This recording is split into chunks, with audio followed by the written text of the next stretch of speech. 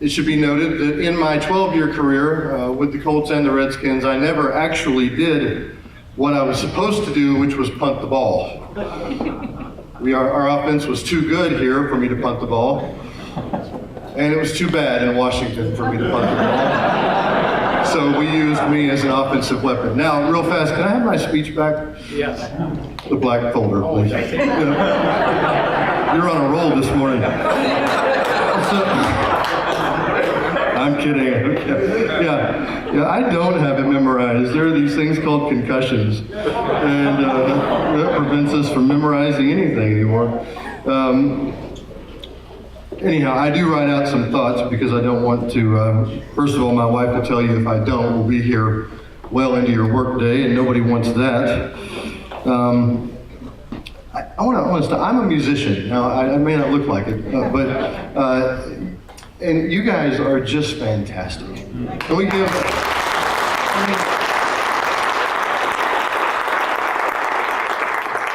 I was trying to think about what capacity I could fit into your band. I'm pretty sure if you need something heavy lifted afterwards, that's me. You guys are just fantastic. Just incredible. I was saying, and I don't mean to dwell on this. Sorry, everybody. I'm going to talk to them for a minute. You're so tight. Your drummer, your rhythm section, your bass player back there. Everything. When you crank into things, I think you're like pulling a backing track sort of thing, and you're not. It's fantastic. And your singers, there's just nothing like it. My wife used to sing in a gospel choir. And so I took a bunch of video and sent it home to her, and she's been sitting praising the Lord, listening to you guys. Mayor, thank you. Thank you for hosting this event. Thank you for hosting me. It is a privilege to be here. Tom Chevlot, it's good to connect with you. Tom's an old friend of mine. And this morning, I just want to preface this with something. And I'm really excited. When you go home today, some of you are going to say, hey, that was really good. And that'll be like 5 of you. A lot of you are going to go, I don't know how I felt about that. Now, the entire event you're going to think was awesome. The prayers, the singing, all of that. But when your spouse, when you get home, says, how was the speaker? First she's going to say, or he's going to say, who was the speaker? And you're going to say, Hunter Smith. Then they're going to ask, who is that? And you're going to have to figure out how to answer that. Google's a good idea. But the how is going to be a hard one for some of you to answer. And I like that. I've gone all over the world speaking. I go all over this country. I have spoken for more breakfast and rubber chicken dinners than you can imagine. And there's one thing, as I get a little bit older, that I've come to as a realization. And that is that people gather for these events. They get all dressed up, they eat the food, they shake hands, they smile, they act like everything is okay, and somebody like me gets up in a suit and talks inspirationally maybe, and maybe issues some sort of a challenge, but nobody really walks out and goes, hey, I'm different. And I'm getting to the point where I don't want to do this anymore if something doesn't change. Why should we get up and talk? Why should we have anybody get up and talk? Why should we all get together? Why should we get up early and battle 465? Why should we do whatever we do to get here if we're not going to walk away and be different? Because if we don't move forward, we will not stay where we are. We will move backward. So this morning, I'm bringing a challenge. Jesus, the theme of our event from John chapter 13, verse 34, he said, love one another just as I have loved you. I'm asking you this morning, how has he loved us? He's loved us by giving everything for us. He gave us creation around us. He gave us a perfect environment to live in. He gave us hearts that beat, that are not plugged into the wall. He gave us capacity for relationships. He gives us food to eat that comes from his table. He has loved us. Do we love the things that he loves? Do we care about the people that he cares about? Briefly, I want to share from Luke chapter 8.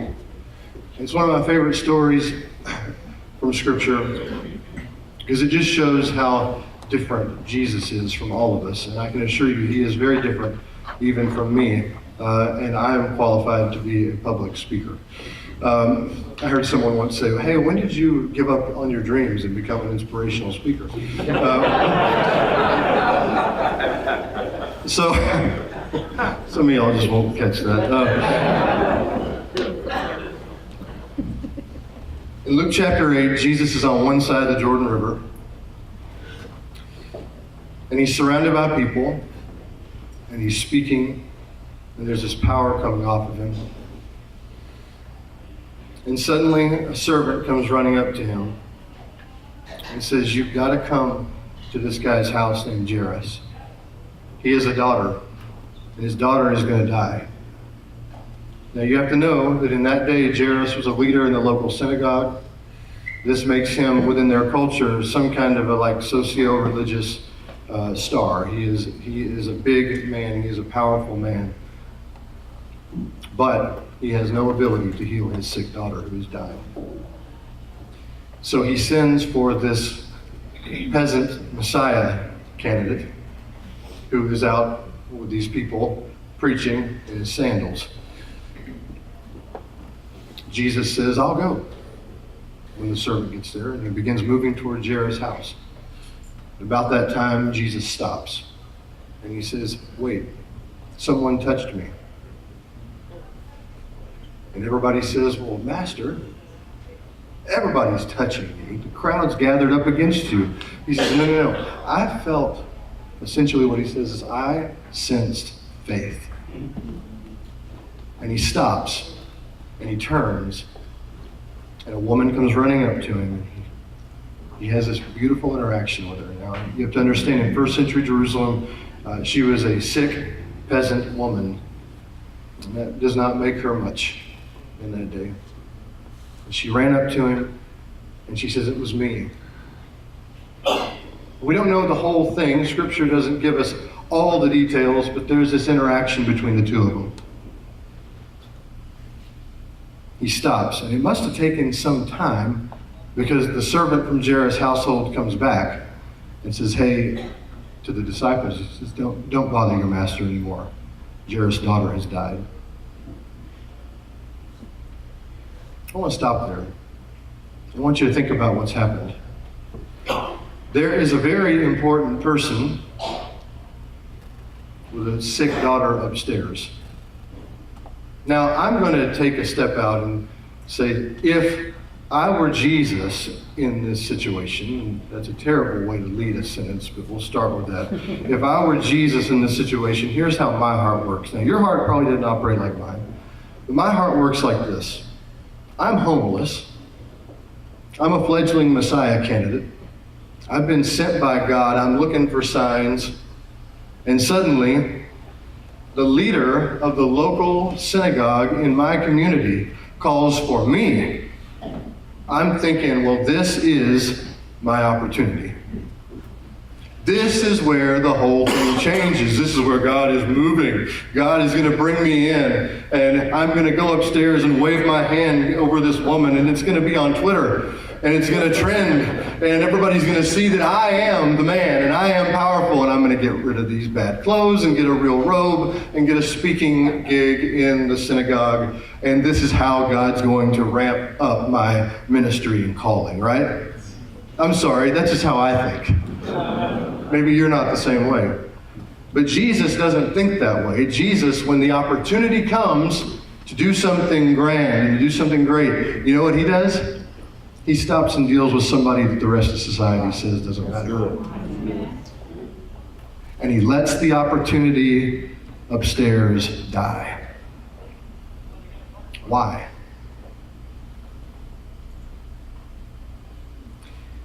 Because people are valuable regardless of their status to Jesus. See, there are two words that I'll juxtapose briefly for you: importance and value. When something is important, it means that it is of consequence.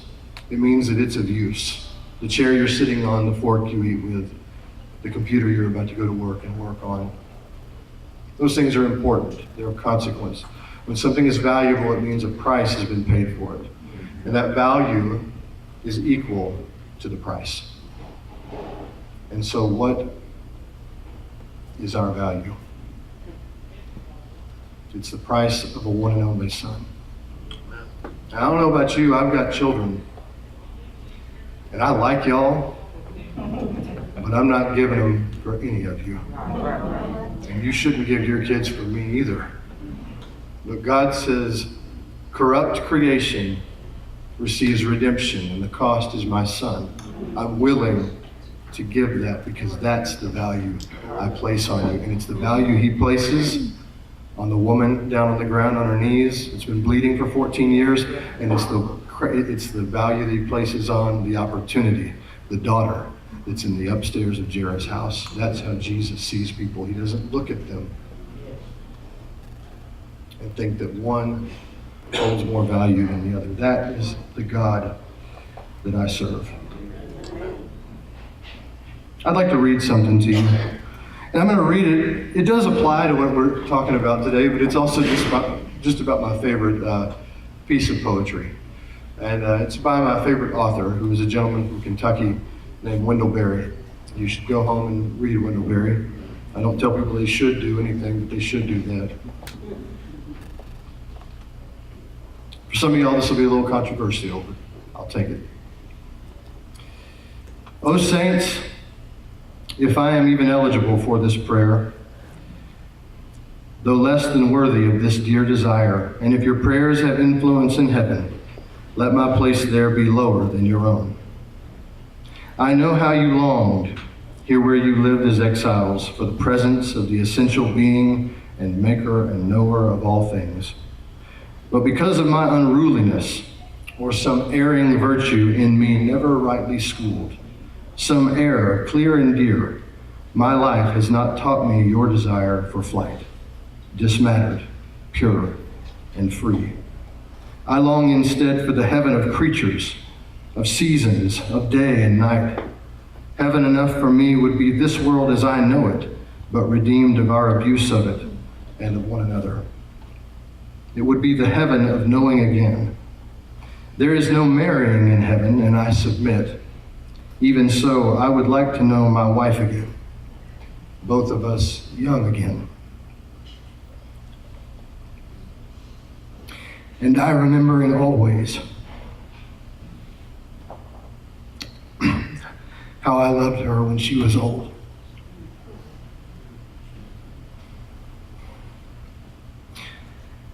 I would like to know my children again, all my family, all my dear ones, to see, to hear, to hold more carefully than before, to study them lingeringly as one studies old verses, committing them to heart forever. I would like again to know my friends, my old companions, men and women, horses and dogs, in all the ages of our lives, here in this place that I have watched over all my life, in all its moods and seasons, never enough. I will be leaving how many beauties overlooked. A painful heaven this will be, for I will know by it how far I have fallen short. I have not paid enough attention. I have not been grateful enough. And yet this pain would be the measure of my love. In eternity's once and now, pain would place me surely in the heaven of my earthly love. Now, some of y'all, that lands really well. For some of you good evangelicals, you're going, I don't know if that really resonates with Scripture. Chill.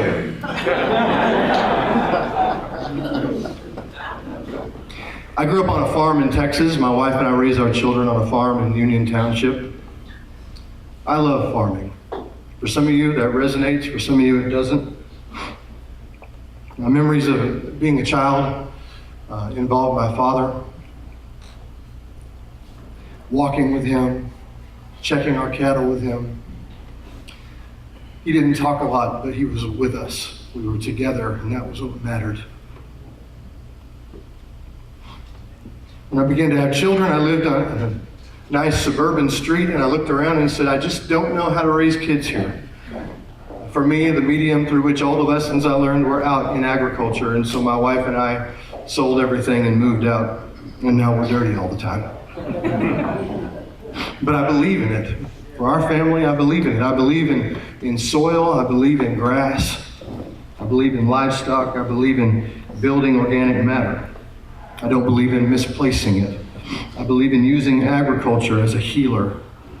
I believe human beings, you, are organic, native creatures to the earth's environment. I believe stewarding people is good for creation, and stewarding creation is good for people. I believe these things because God believes them. God is in creation. It is His. See, loving one another as He has loved us involves caring for the things He cares about. One of those things is creation, or as they say in the political spheres of our time, the environment. One day we will leave this earth behind to other people, and we can't love those people as He has loved us by leaving behind a raped, plundered, and pillaged landscape. They won't make it. They won't survive in our footprints. And just as you cannot reduce the connection between creation and people out of your faith, you'll find that that is a counterfeit faith. Many well-meaning people of faith love to sing, "This world is not my home. I'm just a passing through. My treasures are laid up somewhere beyond the blue." I grew up singing that my whole life. I was taught that the earth doesn't matter. I was taught we're just here for a minute, so don't worry about taking care of it. Let's just get on with it and move on to the next thing. But God doesn't see it that way. He wasn't singing that with us. God was singing, yes. You can just hear Jesus singing, yes, this world is not your home. You're just a passing through, but someday you'll be gone, and what will your children do? That's how He sees it.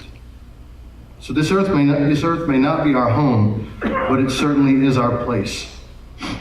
And for the record, I believe heaven someday looks a lot more like earth than some of the ethereal, weird renderings that we've all created in our minds of what heaven is going to be.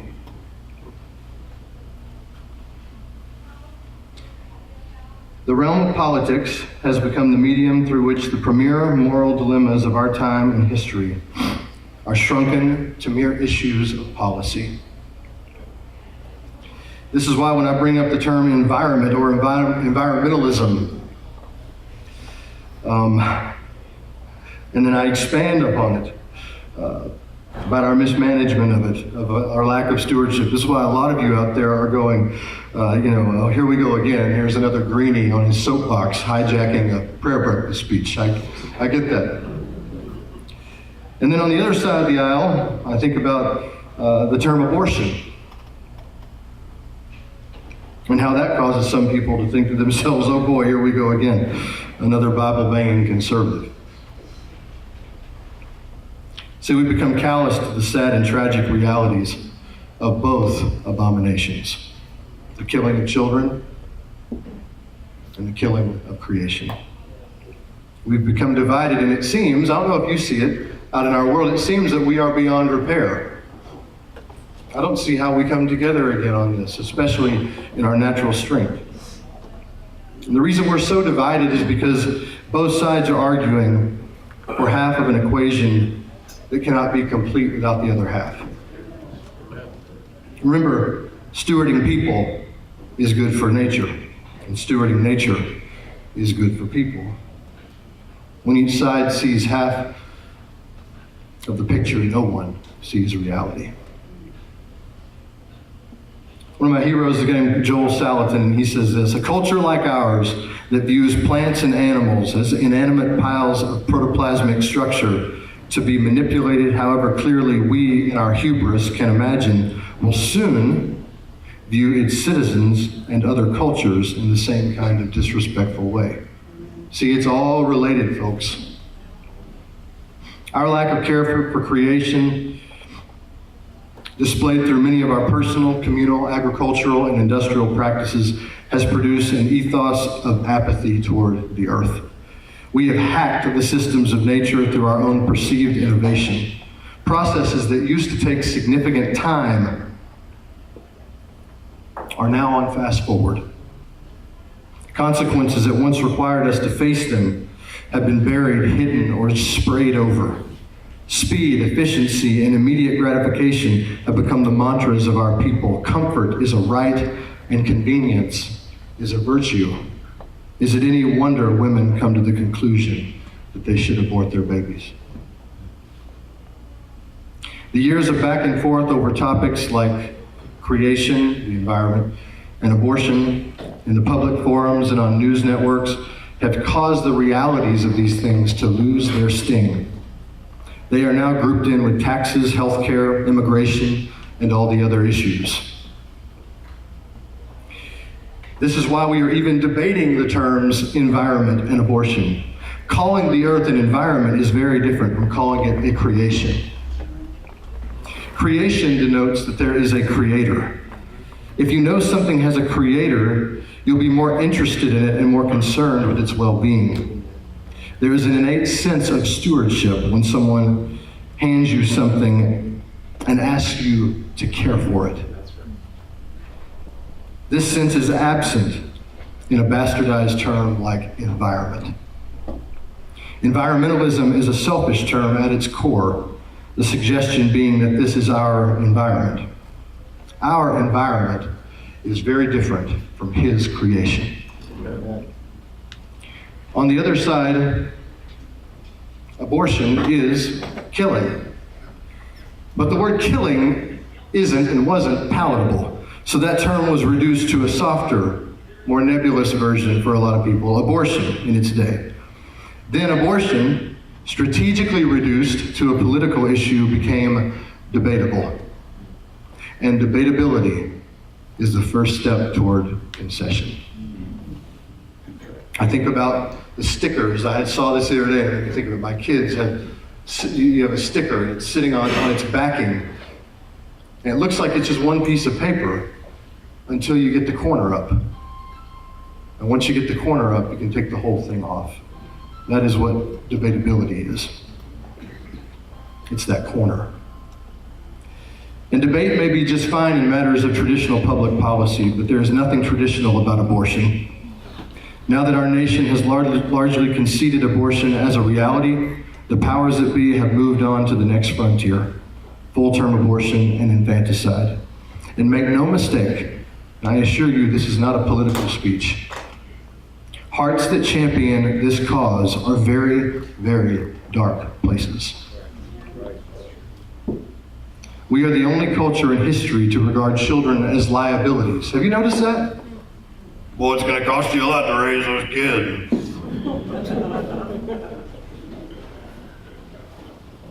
Every other generation in human history saw them as assets. The result of this shift in our paradigm is the horror that we now face. I do believe through strong leadership, history will show the leaders that champion those causes and those policies brought to justice. And if history doesn't show it, then I believe eternity certainly will. Do you see the issue from early on? Importance and value as it pertains to children, as it pertains to the issue of abortion? See, Jesus says to the little children, "Let them come to me, for theirs is the kingdom of heaven." Jesus says, "Little child, I will die for you. I will give my life. That is your value." But we say, "No, little child, you will die for me. I am supremely valuable." Jesus says, "Love one another, just as I have loved you." A large part of the American populace has lost the fundamental value of a human life. And once this is lost, we begin to see people, children, unborn, as important, of use, consequential, for a purpose, our purpose. So as long as children serve the purpose of our happiness, our convenience, according to our timelines, we're happy to let them coexist with us. This is not the kind of love one another that Jesus had in mind. I think we all can agree on that. But it becomes even more practical for me, and I promise to land this big scary plane here in just a minute. I think about Zionsville, where I live. Okay, in case y'all didn't know, Zionsville is not a hotbed for athletes. But you wouldn't know it based on the parents.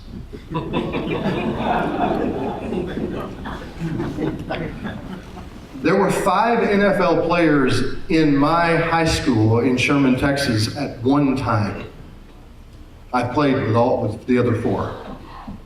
Dallas Carter, a high school in Dallas, had 27 Division I football players in one senior class. That's 5 that weren't starters.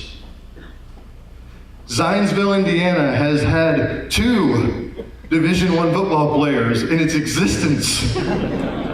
Okay, just to give you some context here. But go to a youth sports complex in Zionsville, Indiana, and watch the parents. And it'll tell you real fast whether those kids are important or valuable to them. Everybody needs something that validates their sorry gene pool, right? And in Zionsville, Indiana, it's the children. And those parents have been without validation for decades. But that doesn't keep them from throwing $2,500 a year into travel baseball to travel all over Ohio and get 3 swings in a weekend when you could have gotten 400 in your backyard. All that money, all of that time, all the sacrificing of the characters of our families pursuing something that even in a best case scenario, and he's standing in front of you, lasts 10, 12 years beyond college. And just for the record, statistically speaking, nobody makes it. If you want to really know what the actual statistics are, it's hardly anyone.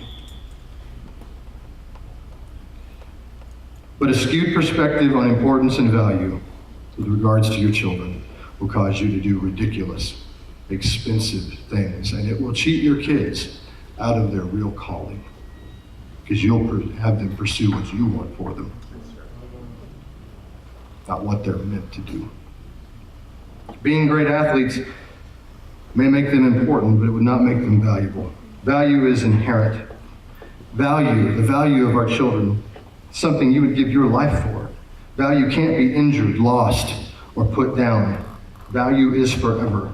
And I'm thankful God hasn't put me aside when my purpose here has waned, or when I was not a very good son, or when my life has been inconvenient for him to deal with, because I can assure you, my life has been inconvenient to God. Even to a sovereign, all-powerful God, I have found a way to inconvenience him, and you probably have too. Folks, my father, I get choked up when I talk about him. He's living out the last year of his life. His function here has been depleting for years, and one day soon he will be gone. On paper, he is a daunting inconvenience to me and to my family. His purpose to a society centered around productivity is zero. Thankfully, he was not important to us in this life. Yes, he made a living for our family. He built fires in our fireplaces. He spanked us. I don't mind saying it. It worked. He had a big old belt with an armadillo belt buckle. And it said Reggie on the back, real big. And he doubled that thing over, and every time you did something that required spanking, it was 10. Now, some of y'all who spank your kids, don't raise your hand, you go to jail.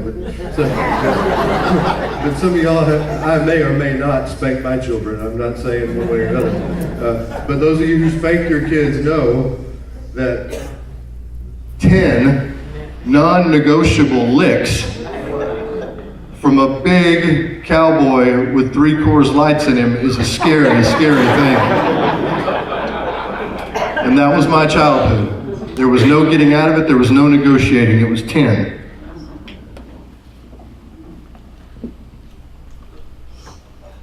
But beyond what he did for us, his value to us was inherent and it remains strong. It can't and it won't die with him. He is God's creation, purchased by the sacrifice of Christ. And he's beheld as valuable in the eyes of an almighty God. Ladies and gentlemen, this morning I want to encourage you. Now, I know, as I read through my speech before coming here, I knew it would be convoluted. That was kind of intentional. We're a world divided. We need some hard thought. We need some things that reach across society. We need to think about how to unite our country, how to unite the church. So I want to encourage you to pray. Pray for your country, pray for your leaders, pray for creation and our stewardship of it. Pray for the men and women considering abortion today and for the babies they would abort. Remember, stewarding people is good for creation, and stewarding creation is good for people. And finally, live your lives, love your families, do your jobs, knowing you are valuable, and projecting that same value on others. Let this be your loftiest goal, your highest achievement, and your finest legacy. God bless you.